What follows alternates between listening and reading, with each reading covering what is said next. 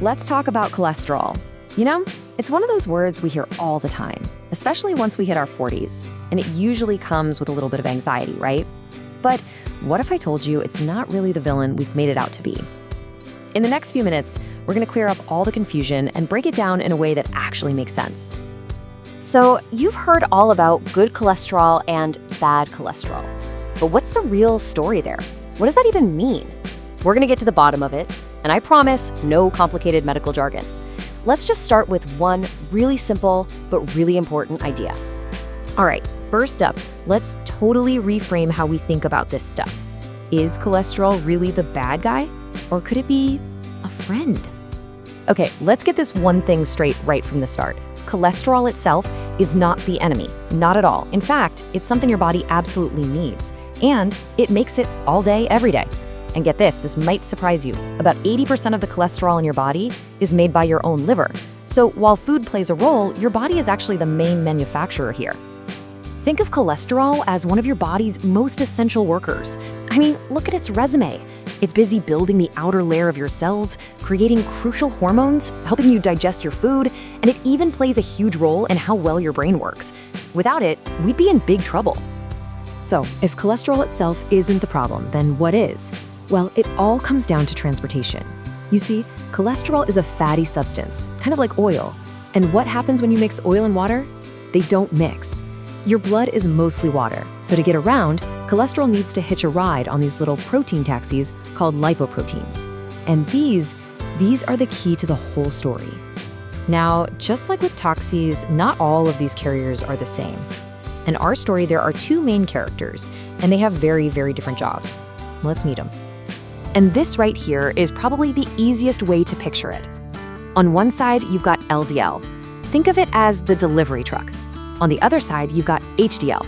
That's the cleanup crew. Their missions are polar opposites, and that difference is everything. Now, before we paint the delivery truck as the bad guy, remember, it has a critical job. It's loading up that essential cholesterol from the liver and delivering it all over your body to the places that need it to build and repair things. So having these trucks on the road is absolutely necessary. But the problem starts when you have a massive traffic jam. Too many delivery trucks on the road, and they start getting careless. They can drop their cargo, the cholesterol, along the artery walls. Over time, that cargo builds up into what we call plaque, which can clog up the highway, slow down traffic, and make your heart have to work way, way harder. But this is where our hero comes in, the HDL cleanup crew. Its job is to cruise through your bloodstream, find all that excess cholesterol that was left behind, and haul it back to the liver where it can be safely processed and removed. It's literally your body's sanitation department, keeping the highways clear. So, as you can probably see, it's not as simple as one number being high or low. It's really about the relationship, the teamwork between these two.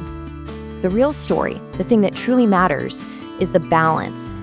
You need enough delivery trucks to get the job done, but you also need a really efficient and hardworking cleanup crew to handle the leftovers. That ratio is a much, much better snapshot of your heart health than any single number by itself. This chart just makes it crystal clear. Over on the left, an unhealthy balance. Way too many delivery trucks, not enough cleaners. In the middle, you see a nice, healthy balance. But now, look all the way to the right. This is fascinating. You could actually have a high total cholesterol number, but if it's because your cleanup crew, your HDL, is super high, you can still be in a really well-protected spot. So we get the whole balance thing now, but why does this conversation always seem to pop up more and more as we get a little older? Well, the simple truth is our bodies just change. The system that was humming along perfectly in our 20s and 30s starts to operate a little bit differently after 40.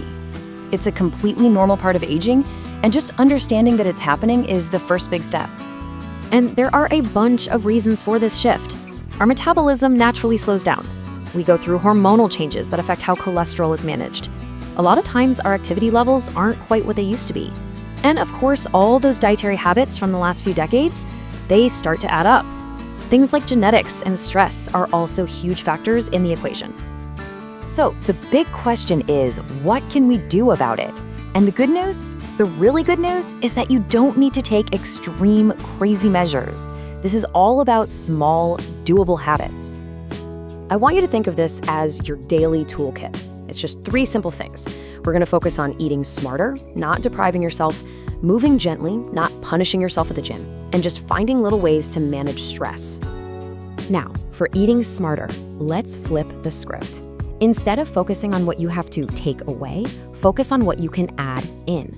Add more healthy fats from things like salmon, olive oil, and avocados. That helps boost your cleanup crew. And add more fiber from foods like oatmeal and berries, which basically acts like a sponge, helping to grab onto that excess LDL and escort it out. And look how easy this can be. We're talking about tiny swaps that make a huge difference over time. Using olive oil instead of butter for cooking, choosing something grilled instead of fried, grabbing a handful of nuts instead of chips. These are small, almost effortless decisions that really add up. And it's the exact same idea with movement. You do not have to go run a marathon. Seriously, just a 10-minute walk every day can help raise your good HDL and lower the bad LDL. And please don't forget about managing stress. A calmer mind really does lead to a healthier heart. Simple things, a few deep breaths, putting on some music you love, can have a real physical benefit. Okay, so this leads to a super practical point. The tricky thing about high cholesterol is that you can't feel it. There are no symptoms. That's why getting it checked regularly is just smart. Think of it like checking the oil in your car. It's simple, preventative maintenance that can save you from a major breakdown later on. So let's end on this note. The whole point of this was to take the fear out of the word cholesterol and replace it with understanding. It's just a story of delivery trucks and cleanup crews, and your daily habits are what keep the balance. It's not a monster in the closet, it's just something to understand. So the real question is, what's one small swap you can make today to support your own story?